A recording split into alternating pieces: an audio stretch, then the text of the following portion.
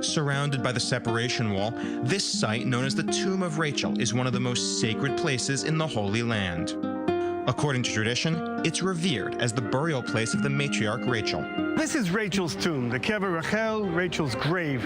And for centuries, this has been a worshiping site for Jews, Muslims, and Christians. But for the past 20 years, or from the Oslo Accords in the early 90s, it's sort of changed its whole character. And you see, we have the tomb on the left-hand side, and on this side, we have this 8-meter-high concrete wall. And what we really are in is an enclave, an Israeli enclave, inside of Bethlehem, which is run by the Palestinian Authority.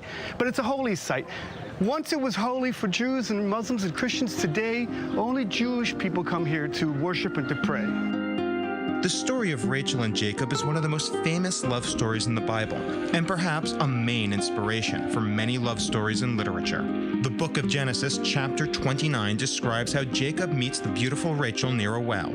But on his wedding day, Jacob does not notice that Rachel is replaced by her sister Leah. Jacob waits 14 years before he can be with Rachel, but unfortunately Rachel has difficulties bearing children. The book of Genesis chapter 30 says, "And when Rachel saw that she bore Jacob no children, Rachel envied her sister, and said unto Jacob, Give me children, or else I'll die." A son of Jacob comes back, Reuben, and he has mandrakes. Mandrakes are, at the ancient times, considered a fertility root. And she asked Leah, "Can you give me those mandrakes, and I'll let you sleep with Jacob?" And he hasn't slept with her for a long time because he loves Rachel. So she says, okay. So they do this trade, and Rachel gets the mandrakes, and she eats them. Maybe it's going to help her fertility. And in the meantime, Jacob goes off with Leah, and she gives birth to some more children.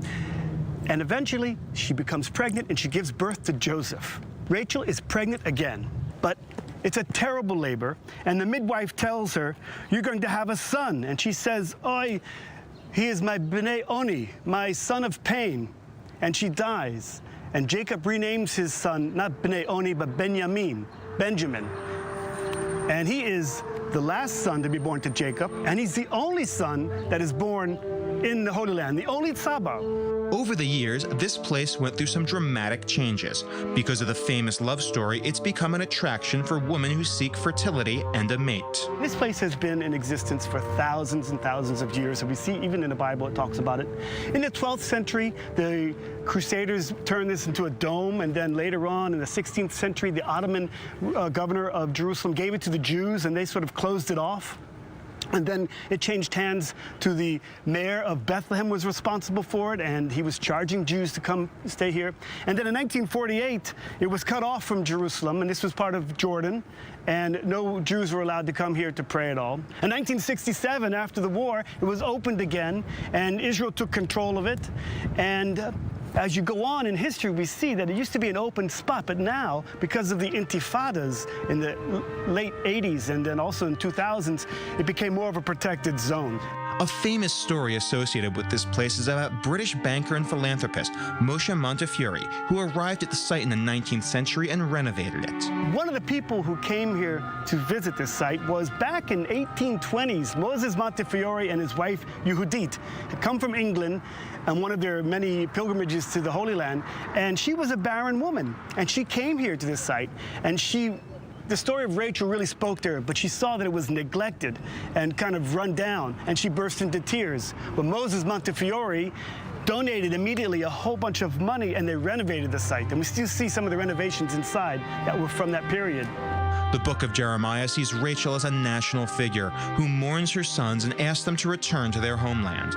This image is still captivating and associated with the place until today. Rachel's mentioned a few times in the Bible, and one of the places where she's mentioned is the book of Jeremiah. And we see the quote that's here written on the parochet in various places in this place. And it says here, "Hark, the lamentation is heard in Ramah, and bitter weeping, Rachel weeping for her sons. She refuses to be comforted, they are no more. These are the words of the Lord. Cease your loud weeping, shed no more tears, for there shall be a reward for your toil. They shall return from the land of the enemy. You shall leave descendants after you. Your sons shall return to their own land." But Rachel is not buried in the cave of the patriarchs in Hebron with the other matriarchs. Despite its sensitive location, it is still a great source of holiness and inspiration for many around the world.